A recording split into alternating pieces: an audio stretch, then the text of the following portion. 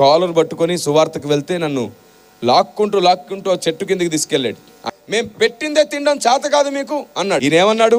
ప్రేమతో పెడితే తినడం ఇదేదో బాగుందే, ఏం పెడతారో పెట్టు పెద్ద అయినా అని అడిగా.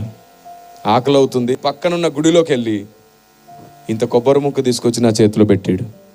ప్రేమగా ఇచ్చాను, తిను అన్నాడు. కళ్ళు మూసుకొని ప్రార్థిస్తున్న 10 సెకండ్స్కి నాకు ఆలోచన తట్టింది. వెంటనే పెద్ద అయినా తినమన్నావు కదా, తింటాను, కానీ నాదో ప్రశ్న, నీ దగ్గర జవాబు ఉంటేనే తింటా, జవాబు లేదనుకో ఎలా ఇచ్చా వాళ్ళ తీసేసుకుంటావా అని అడిగాను. ఏంటో అడగన్నాడు.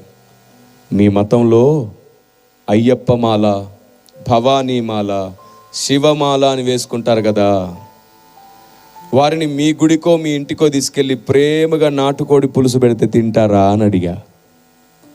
ప్రేమగానే. ఆయన ఏమన్నాడంటే తినరు అన్నాడు. ఎందుకు తినరు? మతం మారిందా, సాంప్రదాయం మారిందా? లేదు, నిష్టలో ఉంటే కొన్ని తినకూడదు, ఆ మాత్రం తెలీదా నీకు అన్నాడు. నిష్టలో ఉన్నవారు తినకూడనివి కొన్ని ఉంటాయి, మరి తింటే ఏమవుతుంది? దీక్ష పాడైపోతుంది. పెడితే పెట్టిన వాడికి వాడి పిల్లలకు శాపం వస్తుంది అని అన్నాడు. అప్పుడు నేను అడిగాను, 21 రోజు 41 రోజు దీక్షలో ఉన్నవాడికే పెట్టకూడదు అన్నారు, వాళ్ళు తినకూడదు అన్నారు. 21 రోజు 41 రోజుకే పెడితే శాపం వచ్చేస్తుందని అంటున్నారే, మరి క్రైస్తవుడు బాప్తిసం తీసుకొని జీవితకాలం దీక్షలో బతుకుతున్నాడు, నిష్టలో బతుకుతున్నాడు. క్రైస్తవుడు కూడా 2 తినకూడదు,